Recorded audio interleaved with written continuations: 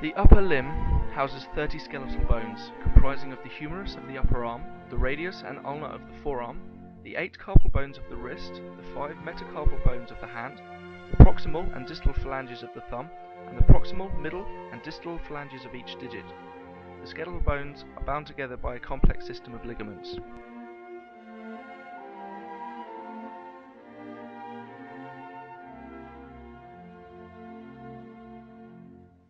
The muscles of the upper limb can be separated into layers depending on their position and the type of movement they create. Carpal tunnel syndrome involves 3 major flexor muscles, generally regarded as being in the second and third layers on the anterior side of the arm. Flexor digitorum profundus flexes the distal phalanges of the medial 4 digits and assists with the flexion of the hand. The flexor pollicis longus, which runs down the anterior side of the ulnar bone, helps to pronate the forearm, i.e. rotates the radius so the palm is facing down. Finally, the flexor digitorum superficialis flexes the middle phalanges of the medial 4 digits, and acting more strongly, it flexes the proximal phalanges and the hand.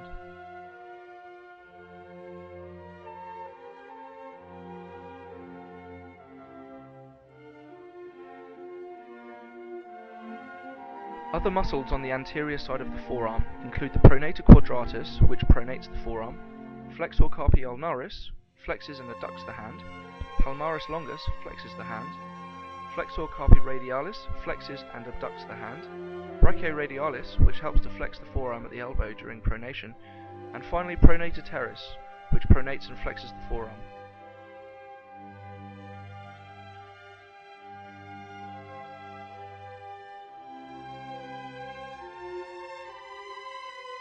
Muscles on the posterior side of the forearm include the extensor digitorum, which extends the medial 4 digits and extends the hand at the wrist joint.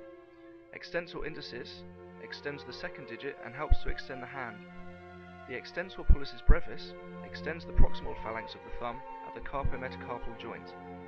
Extensor pollicis longus extends the distal phalanx of the thumb at the metacarpophalangeal and interphalangeal joints. Extensor carpi ulnaris extends and adducts the hand at the wrist joint. Extensor carpi radialis longus helps to extend and abduct the hand at the wrist joint, as does the extensor carpi radialis brevis. The extensor digiti minimi extends the 5th digit at the metacarpophalangeal and interphalangeal joints. The abducted pollicis longus abducts the thumb and extends it at the carpometacarpal joint.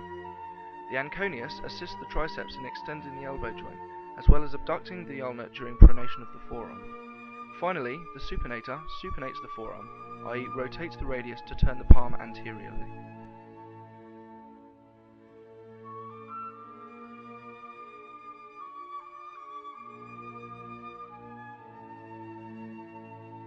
Although the median nerve innervates certain muscles of the hand, none are directly linked to the cause of carpal tunnel syndrome.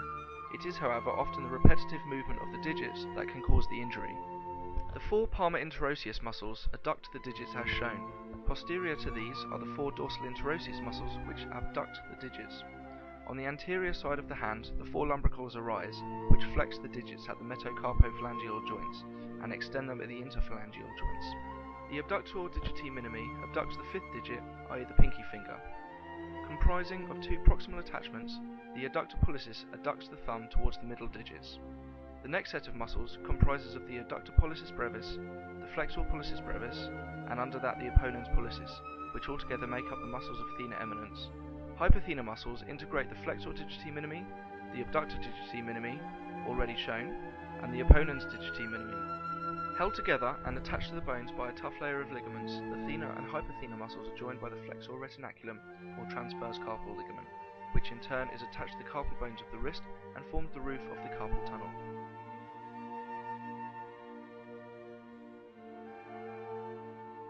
Carpal tunnel syndrome is one of the more common and often more serious cases of a repetitive strain injury.